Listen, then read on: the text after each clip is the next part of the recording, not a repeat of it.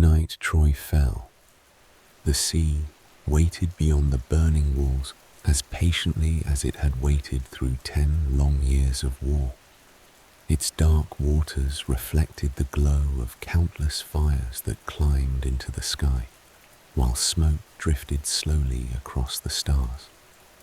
From the decks of the Greek ships anchored offshore, the city seemed almost suspended between earth and heaven, no longer the proud fortress that had resisted every assault, but a place becoming memory, one flame at a time.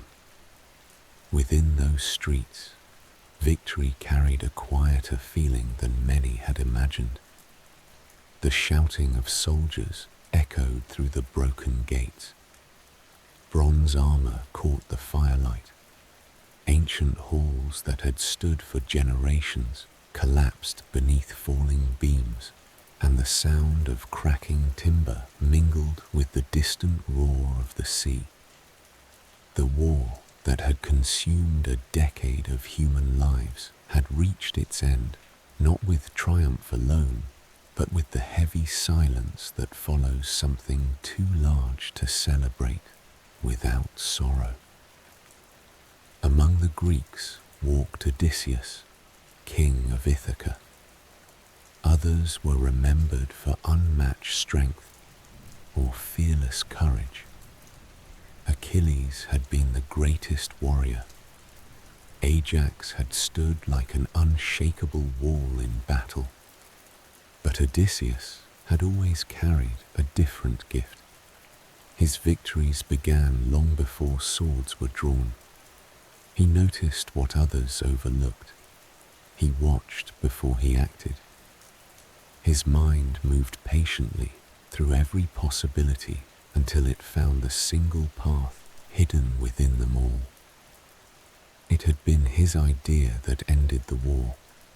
The great wooden horse now stood broken among the ruins, its purpose fulfilled. What had seemed an offering had become a doorway.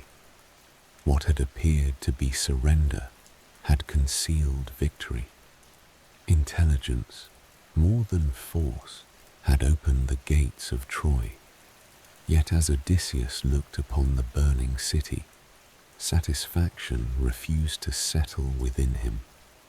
He understood too well what cleverness could accomplish. He also understood what it could cost.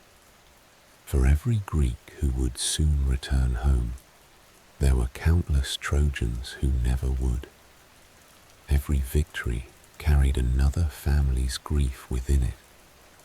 Such thoughts were not welcome among celebrating armies, but they remained with Odysseus all the same, quiet companions that followed him through the smoke-filled streets toward the waiting ships. At dawn, the fleet departed. Hundreds of dark hulls rose and fell gently upon the morning tide.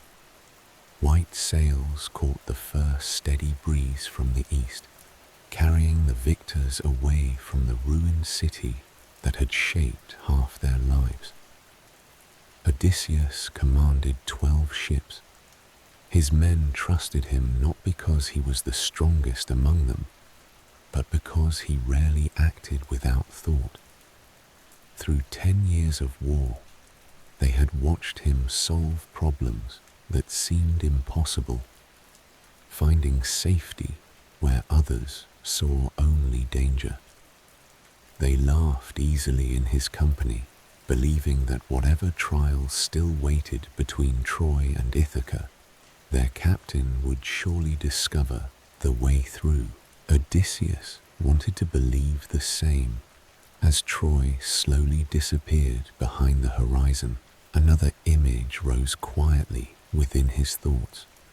A rocky island beneath gentle sunlight, olive trees bending in the wind, a small palace overlooking the sea. Penelope, Telemachus. When he had sailed for Troy, his son had been little more than an infant sleeping peacefully in his mother's arms. 20 years had now passed since he had last walked the familiar paths of Ithaca. The child he remembered would now be a grown man whose face he had never truly seen. Home had become something he carried more vividly in memory than in sight. For several peaceful days the ships crossed calm waters. The sea seemed generous, the wind steady, and every sunset carried them farther west. Some of the younger sailors spoke excitedly of wives waiting upon distant shores. Others imagined the first meal beside their own hearths, or the laughter of children they barely remembered. Odysseus listened with quiet understanding. Longing could make a journey feel shorter. It could also make every delay feel endless. Soon the fleet reached the rich coastal city of Ismarus, home of the Cicones. The town lay open before them, its harbour peaceful, its people unprepared for weary soldiers returning from a victorious war. The Greeks attacked swiftly, taking supplies, livestock, and treasures that seemed fitting rewards after years of hardship. When the fighting ended, Odysseus gave a simple order. "We have what we came for. Now we leave." Many obeyed immediately. Others did not. Victory had made them confident. The wine was plentiful, the spoils abundant, and the temptation to linger proved stronger than caution. They laughed beside the captured stores, believing no danger remained. Odysseus watched uneasily. Experience had taught him that the moment after success often carried its own hidden risks. As morning light spread across the hills beyond Ismarus, dark figures began to appear. More, then more again. The Cicones had called upon neighboring warriors, and together they descended toward the shore in disciplined ranks. Their bronze armor flashed beneath the rising sun, while their shields covered the valley like moving scales. The Greeks hurried back to their ships, but the enemy reached them before every vessel could launch. The battle was fierce. Spears struck shields. Oars became weapons. The cries of wounded men mingled with the crashing waves. Only after long and desperate fighting did the surviving crews finally push their ships free from the shore. As the coastline slowly faded behind them, silence settled across the decks. 72 of Odysseus's men were gone, 6 from each ship. The voyage home had scarcely begun. Already, the sea carried fewer voices than it had when Troy disappeared beyond the horizon.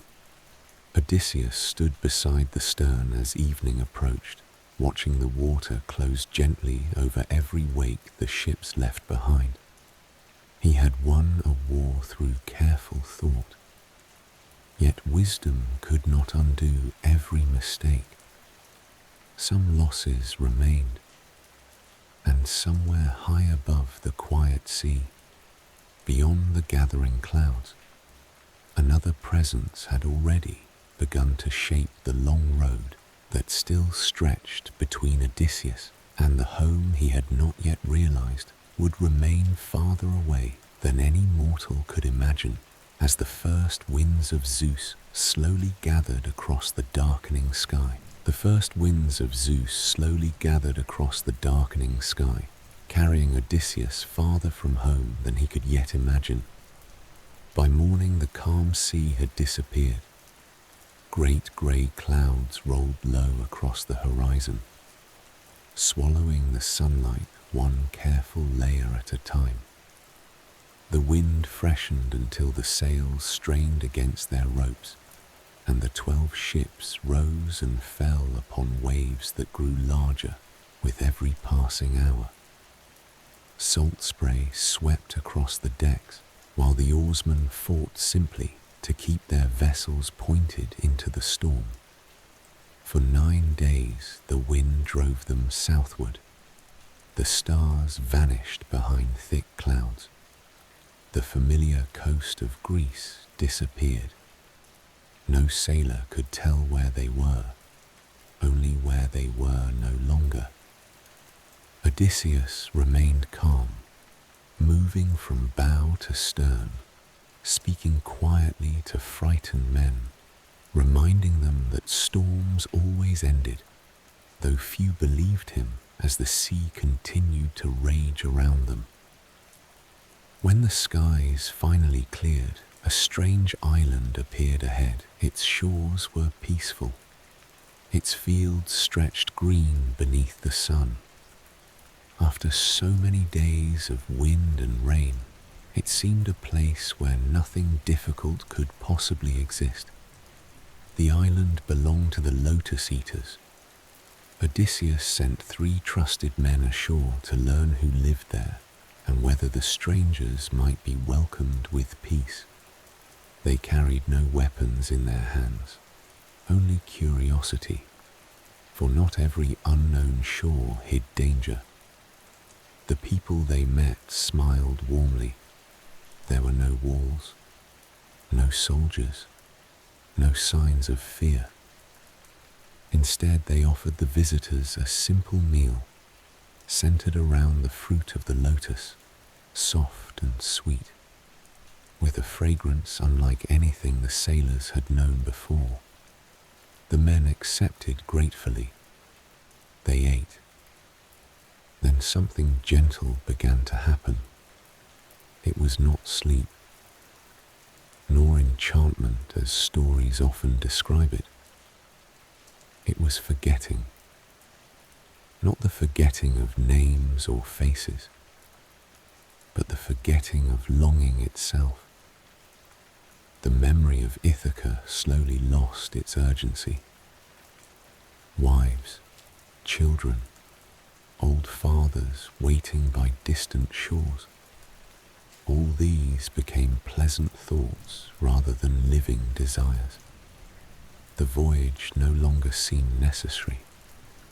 Home no longer felt far away, because it no longer mattered where home was.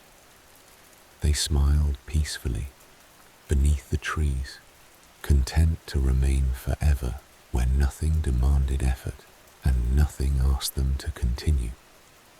When the sailors did not return, Odysseus went ashore himself. He found them resting beneath the shade, speaking softly with the islanders, their expressions carrying a calm that troubled him more than fear would have. "Come," he said gently, "we must leave." They only smiled. "There is no need," one answered. "Everything we need is already here." Odysseus understood immediately. The greatest danger was not always death. Sometimes it was surrendering the desire to keep going. Without anger, he seized each of his companions and led them back toward the waiting ships. They resisted him, not with violence, but with tears, begging to remain upon the peaceful island. He ordered the crew to bind them securely beneath the rowing benches until the island had disappeared beyond the horizon. No one spoke for many hours afterward. The sea rolled quietly beneath the ship once more, but Odysseus found himself thinking about the lotus. Its gift had seemed gentle. Its danger had been absolute. There were many ways for a man to lose his way home. Some roads vanished beneath storms. Others disappeared beneath comfort. Days later, another island rose from the sea. This one looked wild and untouched. Steep cliffs guarded quiet coves where goats wandered freely among green hillsides. Beyond the shore stood enormous caves opening into the mountains, while smoke drifted lazily from one of them into the afternoon sky. The place seemed inhabited, though strangely silent. Leaving the ships safely anchored, Odysseus chose 12 companions and carried with him a large skin of dark wine, a gift he had received before leaving Troy. Experience had taught him that strangers were best greeted with generosity before caution became necessary. The cave they entered was immense. Baskets overflowed with fresh cheeses. Shelves held carefully woven containers of milk. Pens filled with sheep and goats stretched deep into the shadows. Everything suggested a careful shepherd who valued order despite living far from any city. Several of the men quietly urged Odysseus to gather what they could and return immediately to the ships. But Odysseus remained. Hospitality was sacred among both gods and men. Perhaps the owner would return bearing gifts and friendship. Perhaps another story waited here. As evening approached, the ground itself seemed to tremble. Heavy footsteps echoed outside the cave. A towering figure entered, carrying an enormous bundle of firewood across one shoulder, as easily as another man might carry a walking stick. He was larger than any human being. His single eye shone in the center of his broad forehead. Without noticing the strangers at first, he drove his sheep into the cave and rolled a massive stone across the entrance. The rock settled into place with a deep rumble. Even 20 men together could not have moved it. Only then did the giant turn. His great eye settled upon the visitors. The fire crackled softly between them. Outside, the sea continued its endless breathing against the shore. Inside the cave, Odysseus realized that the path home had narrowed to a single opening, now sealed by a stone no mortal strength could ever hope to lift. The path home had narrowed to a single opening, now sealed by a stone no mortal strength could ever hope to lift. The giant studied the strangers in silence, his single eye reflecting the fire that burned in the center of the cave. Around him, the sheep settled quietly into their pens, unaware that the peaceful evening had become something far more dangerous. "I am Polyphemus," the giant finally said, his voice as distant thunder. "Who are you, and why have you entered my home?" Odysseus stepped forward with careful respect. "We are Greeks returning from Troy," he answered. "Storms carried us here. We ask only for the hospitality that Zeus grants between strangers." At the name of Zeus, the Cyclops laughed. The sound filled the cave like rolling stone. "We Cyclopes care little for Zeus," he replied. "We live as we please." Without another word, he reached toward the nearest of Odysseus's companions. The man cried out only once. The horror that followed settled over the cave with a silence far heavier than fear itself. That night, no one slept. The stone remained across the entrance. The fire slowly burned lower. Outside, the waves whispered gently against the shore, as though the world beyond the cave knew nothing of what had happened within it. Odysseus remained awake, thinking. His hand rested upon the hilt of his sword more than once. It would have been easy to strike while the giant slept. Yet every time the thought arose, another followed immediately behind it. If Polyphemus died, the stone would never be moved. They would escape the Cyclops only to perish inside his cave. Strength offered no answer, only patience. When dawn came, Polyphemus rolled the great stone aside, just long enough to drive his sheep into the morning light. Then, after returning with the flock at evening, he sealed the entrance once again. Another 2 men were lost. The cave grew quieter. The survivors no longer looked toward Odysseus for courage alone. They looked toward him for an idea. Slowly, one began to form. Near the fire lay the trunk of a great olive tree, cut to become the Cyclops' walking staff. Odysseus chose the thickest end and ordered his companions to sharpen it into a long, heavy stake. When the work was finished, they hardened the point in the glowing coals and hid it beneath fresh dung where the giant would not notice it. Then Odysseus remembered the skin of rich wine he had carried from Troy. That evening, after Polyphemus had eaten, again, Odysseus approached him holding the dark wine. "You have given us food," he said carefully. "Now, accept a gift in return." The Cyclops drank deeply. Had he tasted wine prepared by human hands? He drank again and again. His great eye began to grow heavy. "What is your name?" he asked thickly, "so that I may remember the man who brought me such wonderful drink." Odysseus smiled. "My name is Nobody." The giant laughed softly. "Then nobody shall be the last I eat." Moments later, his enormous body settled heavily onto the cave floor. His breathing deepened.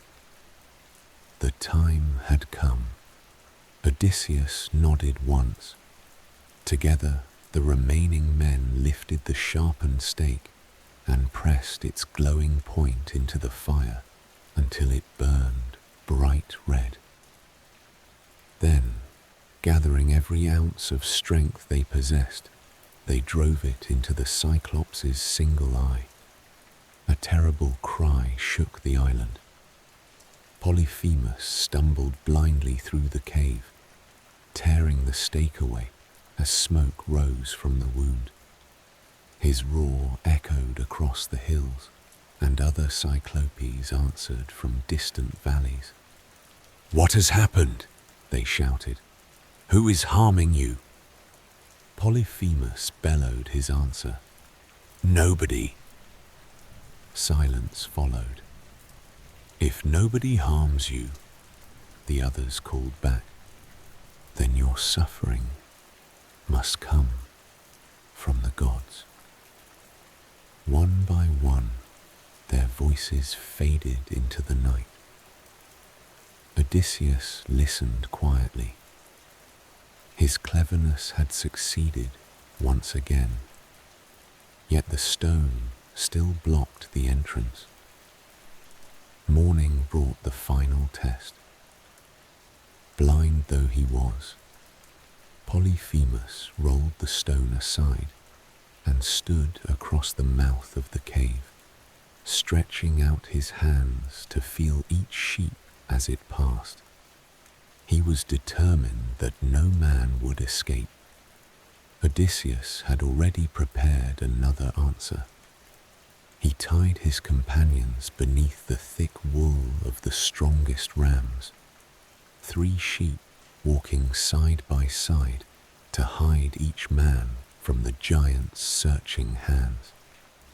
Odysseus himself clung beneath the largest ram of all, wrapping his arms tightly around its warm fleece. Slowly, the animals walked toward the open air. Polyphemus felt each broad back, each thick coat.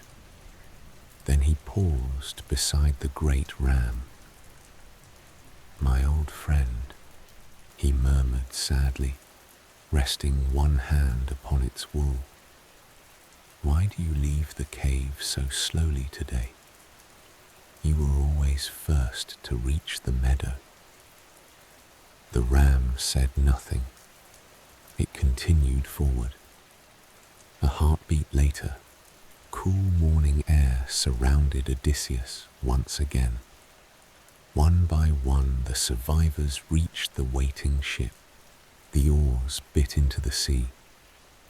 The shore slowly drifted away.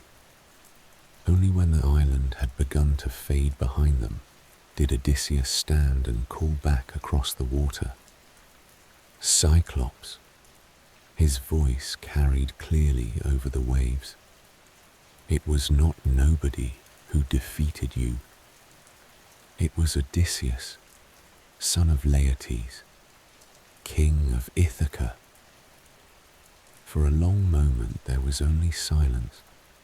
Then the blinded giant lifted his face toward the sky and stretched out his mighty arms. "Father Poseidon," he cried, "if truly I am your son, grant that Odysseus may never reach his home.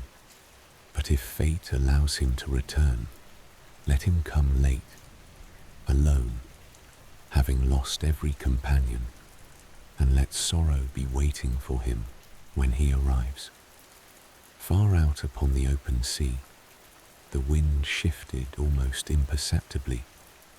Odysseus felt it against his face, though he could not yet know that the prayer rising from the lonely shore behind him would follow him across every wave that still lay between himself and Ithaca.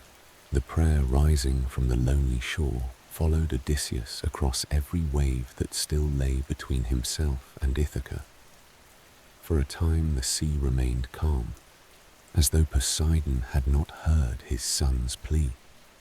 The single remaining ships sailed westward beneath bright skies, and many among the crew allowed themselves to believe that the worst of their trials had finally passed. Odysseus did not.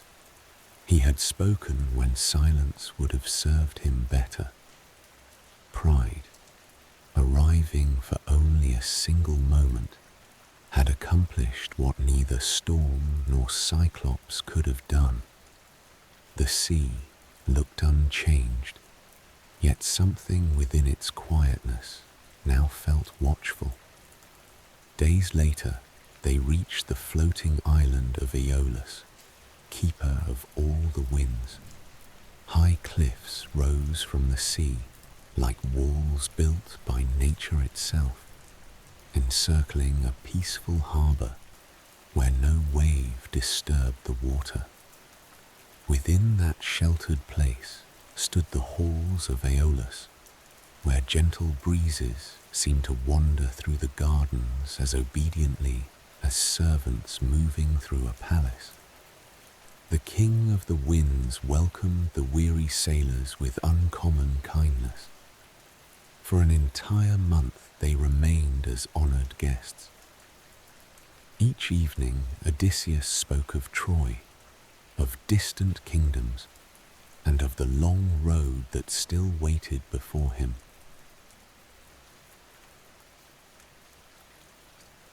Understanding that the sea belonged as much to patience as it did to strength, when the time came to depart, the ruler of the winds prepared a remarkable gift. He gathered every troublesome wind, the fierce north, the bitter east, the restless south, and the violent storms that scattered ships. and sealed them carefully inside a great leather bag, bound so tightly that not even the smallest breeze could escape. Only the gentle western wind remained free. "This alone will carry you home," Aeolus said. "Guard the bag carefully."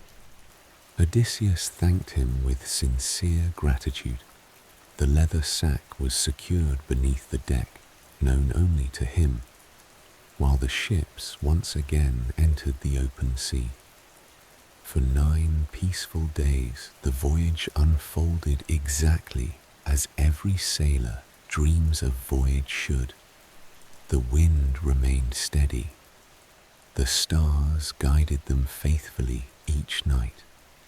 The sea breathed softly beneath the hull, and the smell of salt mixed pleasantly with the scent of pine from the ship's timbers. On the morning of the 10th day, Odysseus climbed to the stern and looked toward the western horizon. There, faint against the morning light, lay Ithaca. Its hills rose gently from the sea. Smoke drifted upward from distant homes. Though still far away, he knew every outline, the shape of the coastline, the familiar cliffs, the island he had carried in memory for so many years now rested before his eyes. Relief settled over him so completely that for the first time since leaving Troy, sleep quietly claimed him.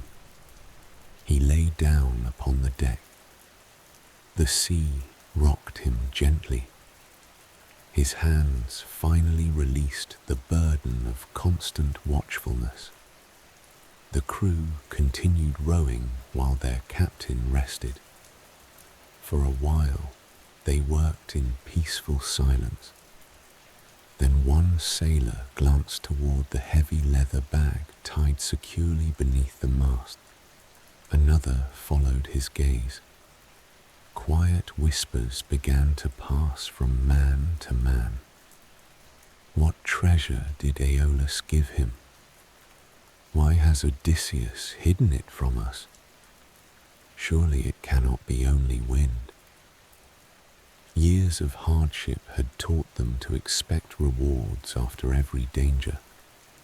Perhaps, they wondered, their captain intended to keep the richest gifts for himself once they reached Ithaca. The suspicion grew slowly. No one truly wished to doubt Odysseus, but tired minds often welcome simple explanations more readily than difficult trust. At last, curiosity overcame wisdom. One of the sailors loosened the knot. Another pulled the leather open. Instantly, the imprisoned winds burst into the open sky. The sea erupted. The calm surface became towering waves. The gentle sail snapped violently against its ropes as furious gusts struck from every direction at once. The ships spun helplessly upon the water, while Odysseus awoke to the sound of shouting and tearing canvas. He understood everything in a single glance. The bag, the open knot, the wild sky. Before he could speak, the storm had already seized them. For days the winds drove the fleet backward across the sea they had so carefully crossed. Ithaca disappeared once more beyond the eastern horizon until even its memory seemed swallowed by rain and cloud. When at last the storm ended, the ships found themselves once again before the island of Aeolus. Odysseus climbed ashore with quiet hope, believing perhaps the keeper of the winds would take pity upon them a second time. But Aeolus looked upon him with sadness. No, he said gently. If the gods themselves drive a man away from home, it is not for me to oppose their will. The doors of the palace remained closed. The ships turned once more toward the open sea. Now there were no favorable winds waiting. No gifts remained, only the endless water stretching toward another unknown horizon. Days later, a new coastline slowly emerged from the morning mist.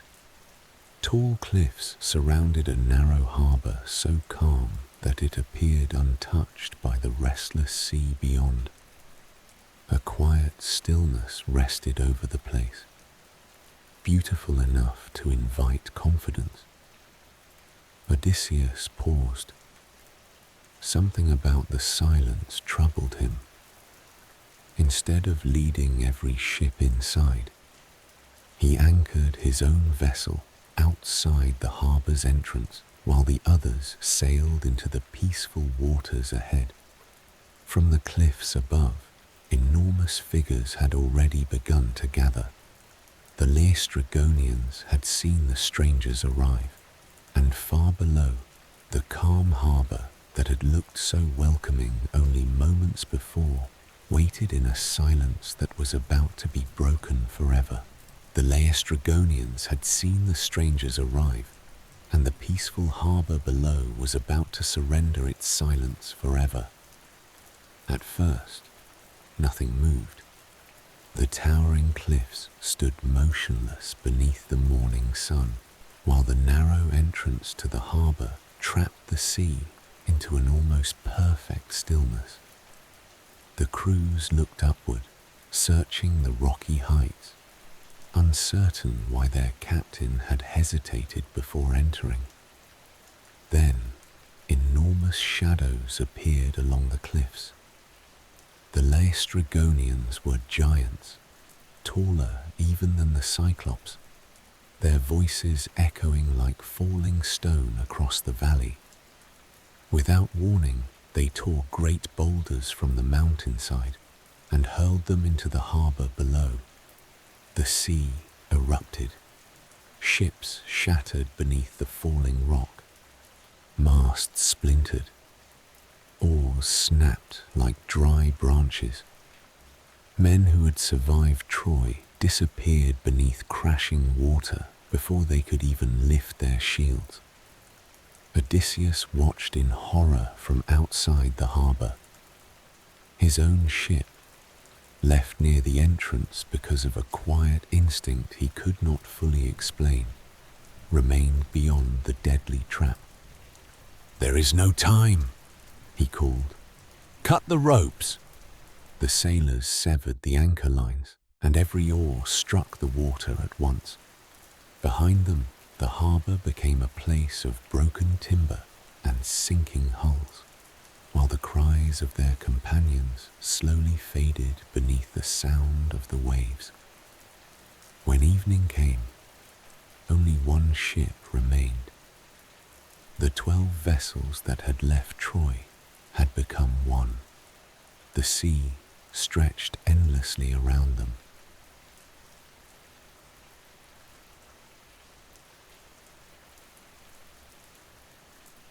Too few voices left. For many days they sailed through quiet waters until another island appeared, wrapped in deep forests whose trees reached almost to the shoreline. Thin streams of smoke drifted upward through the branches, carrying the scent of cedar and wild herbs. This was the island of Aeolus. There lived Circe. She was the daughter of Helios, the sun, and among the greatest enchantresses of the ancient world. Yet her home did not resemble a fortress of dark magic. It rested peacefully among flowering meadows where wolves and lions wandered freely through the woods without threatening those who approached. Strange though it seemed, the wild creatures greeted strangers with quiet gentleness as though another will guided their nature. Half the crew followed Odysseus's companion Eurylochus toward the great stone house hidden among the trees. From within came singing. A calm, beautiful voice floated through the open doorway, while a loom quietly moved beneath skillful hands. Circe welcomed the weary sailors with smiling kindness. She offered bread, wine, and warm food after their long hardships. Only Eurylochus hesitated. Something unseen held him back at the threshold. The others entered. Moments later, they vanished. When Eurylochus returned trembling to the shore, Odysseus immediately set out alone. Along the forest path, another figure appeared before him. It was Hermes, messenger of the gods. The young god smiled with quiet understanding and placed a small white flower into Odysseus's hand. "This is moly," he said. "No mortal finds it easily. Carry it with you. Her enchantments will not master you." Odysseus thanked the god and continued through the woods. When Circe offered him the same cup she had given the others, he drank without fear. The spell dissolved harmlessly. For the first time in many years, surprise crossed the enchantress's face. Instead of anger, she laughed softly. Few mortals possessed such courage. Fewer still accepted kindness without surrendering caution. Circe restored the transformed sailors to their human forms, welcoming the strangers not as prisoners, but as honored guests. Through the passing seasons, they rested upon her island, healing wounds that neither herbs nor sleep alone could have mended. Yet even peace has its proper time. One morning, Odysseus climbed a hill overlooking the sea. Far beyond the waves lay Ithaca, invisible, unchanged, still waiting. His longing had survived every storm, every island, every loss. Circe saw the distant expression in his eyes before he spoke a single word. "You still look toward home." He nodded. "There is nowhere else my heart has ever wished to be." The enchantress smiled gently. "Then your road continues." But first, she told him, another journey remained. He must travel where no sailor willingly sailed. He must cross the ocean river itself and enter the silent land of the dead, where the blind prophet Tiresias alone possessed the wisdom to reveal the road still hidden before him. The voyage carried the lonely ship to the edge of the living world. There, the sea became strangely calm. Mist drifted endlessly above dark water untouched by wind. No birds sang overhead. No waves broke upon the shore. Following Circe's instructions with careful reverence, Odysseus offered the ancient sacrifices that opened the path between the living and the dead.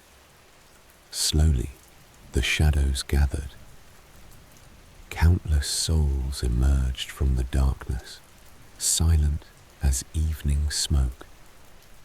Among them came warriors who had fallen before Troy, old companions, forgotten kings, faces remembered from another lifetime.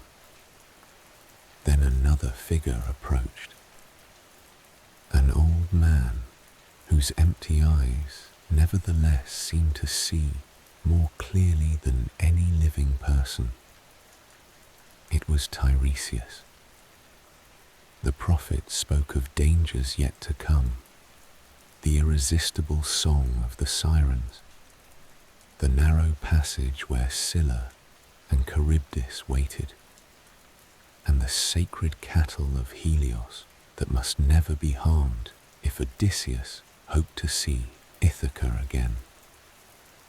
When the prophecy ended, another shadow stepped quietly from the endless mist. Odysseus looked up. His breath caught. It was his mother, Anticlea. She had been alive when he sailed for Troy. Now she stood before him among the silent dead, her face gentle, familiar, and impossibly far away. For a long moment, neither mother nor son could find the words. Only the quiet river flowed endlessly through the land beyond life, while Odysseus slowly stepped forward, reaching out with trembling hands toward the woman he had dreamed of seeing again for 20 long years. Odysseus slowly stepped forward, reaching out with trembling hands toward the woman he had dreamed of seeing again for 20 long years. His fingers passed gently through her like mist. Again he reached for her. Again there was nothing to hold. Only then did he fully understand that the distance between the living and the dead could not be crossed by love alone. Anticlea smiled with quiet tenderness. She told her son that she had not died by sickness or old age, but from longing. Year after year, she had waited beside the shores of Ithaca, hoping each sail upon the horizon would bring him home. At last, hope itself had gently worn away her strength. She spoke of Penelope, still faithful, still waiting.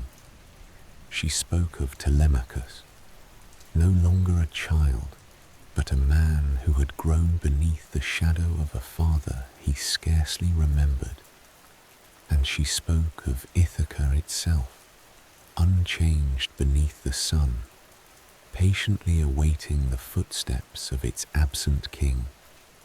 When the shadows finally faded, Odysseus returned silently to his ship. He carried no treasure from the underworld, only knowledge, and a deeper longing than he had possessed before.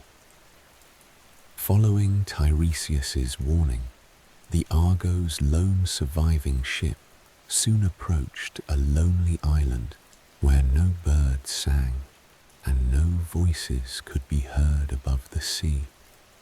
The Sirens waited there. Their gift was not beauty alone, it was understanding. Each sailor who heard their song believed the voices spoke only to him, offering every answer he had ever sought and every desire he had ever carried in silence. Odysseus wished to hear that song, not because he believed himself stronger than temptation, but because wisdom sometimes required listening without surrendering. He ordered his companions to fill their ears with soft beeswax until no sound from the island could reach them. Then he asked them to bind him tightly to the mast. "No matter what I say," he told them, "do not untie me." The ship drifted onward. Then the singing began.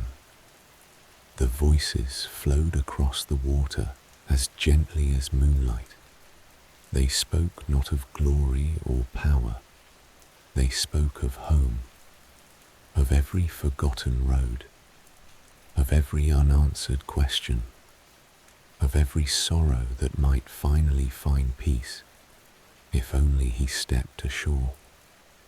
Odysseus pulled desperately against the ropes. He begged, he pleaded, he commanded his men to release him. The sailors never turned their heads. They only rowed. Slowly, the voices faded behind them until nothing remained but the quiet breathing of the sea. Ahead waited another passage, far narrower, far more terrible. On one side rose the black whirlpool of Charybdis, whose endless hunger swallowed the sea itself before spitting it back toward the sky. On the other stood the towering cliffs where Scylla waited, hidden within the stone. Circe had spoken truly. There was no path that escaped both dangers. To avoid one was to approach the other. Odysseus chose the course that would save the greater number. The ship hugged the cliffs. The sea remained strangely calm. Then 6 long necks burst from the rocks with terrifying speed. Before anyone fully understood what was happening, 6 sailors had vanished into the darkness above. Their cries echoed only for a moment. Then there was silence once again. Odysseus gripped the steering oar until his hands ached. Some choices, he now understood, were not between good and evil. They were between sorrow and greater sorrow. The voyage continued beneath heavy hearts until they reached the green island where the sacred cattle of Helios grazed peacefully beneath the open sky. Again, Tiresias's warning returned to him. Touch nothing, no matter how desperate hunger became. Storms imprisoned the crew there for many days. Their food slowly disappeared. At last, while Odysseus slept, the starving sailors surrendered to desperation. They slaughtered the sacred cattle. When Odysseus awoke, the smoke already rose toward heaven. He needed no prophet to know what would follow.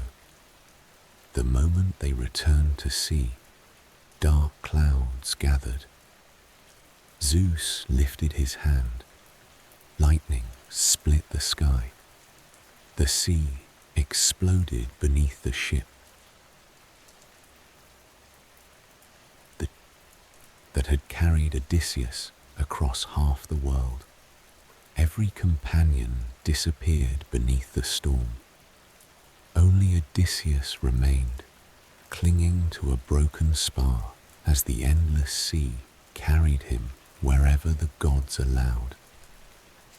For many days he drifted alone until the waves gently delivered him to the hidden island of Ogygia. There lived the immortal nymph Calypso. She welcomed the exhausted king with sincere kindness. She healed his wounds. She offered him comfort, peace, and a home untouched by war or sorrow. Years passed, 7 in all. Calypso loved him deeply.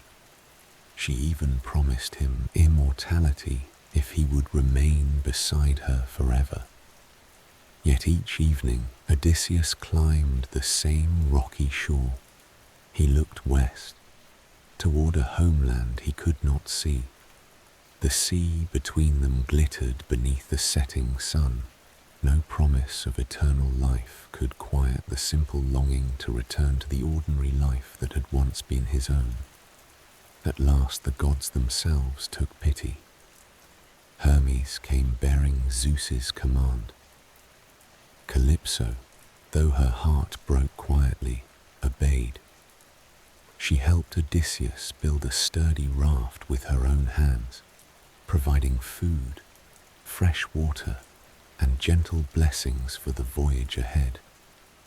Once more, he trusted himself to the sea. Poseidon had not forgotten. The god of the ocean raised one final storm that shattered the little raft, but this time another power watched over the weary traveler. The sea goddess Leucothea placed a magical veil upon him, and Athena calmed the raging waters just enough for him to survive. Exhausted beyond measure, Odysseus reached the peaceful land of the Phaeacians. There, for the first time in many years, strangers welcomed him not as a warrior or a king, but simply as a weary traveler. He told them his story, from Troy to the Cyclops, to the underworld, to every wave that had carried him farther from home. The Phaeacians listened in reverent silence. When dawn came, they placed the sleeping Odysseus aboard one of their swift ships. They asked for nothing in return. While he slept, they crossed the sea more swiftly than any mortal vessel. As the first light of morning touched the eastern sky, the ship slipped quietly onto a familiar shore. Odysseus opened his eyes. Olive trees stirred gently in the breeze. The rocky hills rose exactly as memory had preserved them. The sea breathed softly against the stones. He had come home. Athena herself appeared beside him, veiled in the form of a shepherd, smiling with the quiet wisdom that had guided him through so many unseen dangers. Together, they planned the final act of his long return. Disguised as an old beggar, Odysseus entered his own hall unnoticed. There he found proud suitors feasting at his tables, believing the king would never return. Only faithful Penelope continued to wait, her hope worn thin, but never entirely broken. When the great bow of Odysseus was brought forth, no man among the suitors could bend it. The disguised stranger asked quietly for his turn. The bow answered his hands as though no years had passed. One arrow flew cleanly through the waiting axe heads. In that silent heartbeat, Ithaca's true king stood revealed. Peace returned slowly to the island after justice had been done. Yet the truest ending came not in victory, but in recognition. Penelope tested the man before her with quiet wisdom of her own, speaking of moving their marriage bed. Odysseus answered at once, "It cannot be moved," for he alone knew its secret. Long ago he had built that bed around the living trunk of an ancient olive tree, rooting the home itself into the earth of Ithaca. Only then did Penelope know. 20 years of waiting ended not with grand speeches, but with a simple truth remembered by two hearts that had never truly forgotten one another. Outside, evening settled gently over the island. The olive branches whispered in the soft night wind. Beyond them, the sea stretched peacefully toward every distant shore Odysseus had crossed, carrying within its endless waters the memory of storms, of of loss, of hope, and at last, of home.